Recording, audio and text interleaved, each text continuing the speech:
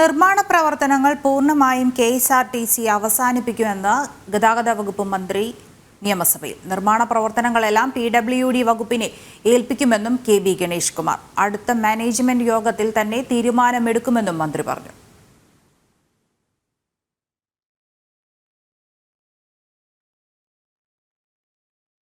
Bus സ്റ്റേഷനുകളിലും shopping മാളുകളിലും KSRTC നടത്തുന്ന നിർമ്മാണ പ്രവർത്തനങ്ങൾ പൂർണ്ണമായും അവസാനിപ്പിക്കുകയാണ്.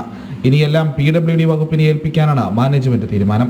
അടുത്ത ബോർഡ് യോഗത്തിൽ തന്നെ തീരുമാനമെടുക്കുമെന്ന് ഗതാഗത വകുപ്പ് മന്ത്രി ഗണേഷ് കുമാർ നിയമസഭയിൽ പറഞ്ഞു. കെഎസ്ആർടിസിയുടെ മുഴുവൻ വർക്കുകളും ഏറ്റെടുത്ത് ചെയ്യാൻ തീരുമാനിച്ചിട്ടുണ്ട്.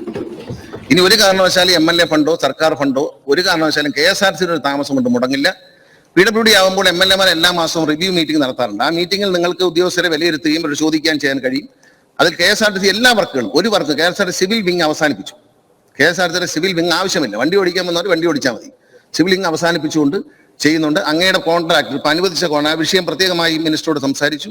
ബിൽഡിംഗ്സിന്റെ ചീഫ് എഞ്ചിനീയർക്ക് നിർദ്ദേശം കൊടുത്തിട്ടുണ്ട്. അങ്ങയുടെ ഷോപ്പിംഗ് കോംപ്ലക്സ് ഇപ്പോൾ എടുത്ത കോൺട്രാക്ടർ തന്നെ പണിയുന്നതായിരിക്കും. അദ്ദേഹത്തിന്റെ സൂപ്പർവിഷൻ ബില്ല് എഴുതുന്നതെല്ലാം പിഡബ്ല്യുഡി ബിൽഡിംഗ്സിന്റെ എക്സിക്യൂട്ടീവ് എഞ്ചിനീയർ AXE ആയിരിക്കും. 65% കെട്ടിടങ്ങളാണ് കെഎസ്ആർടിസി വക സംസ്ഥാനത്ത് ഒഴിഞ്ഞുകിടക്കുന്നത്.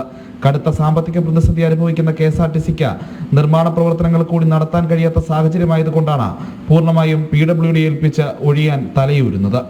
ഗഡുക്കളായി നിൽക്കുന്ന ശമ്പളം ഒറ്റത്തവണയായി നൽകുമെന്ന് മുഖ്യമന്ത്രിയുടെ പ്രഖ്യാപനം കൂടി മുന്നിൽ നിൽക്കുന്നതുകൊണ്ട് കൂടുതൽ കടബാധ്യത ഏൽക്കാനും കഴിയില്ല. ജനം, തിരുവനന്തപുരം.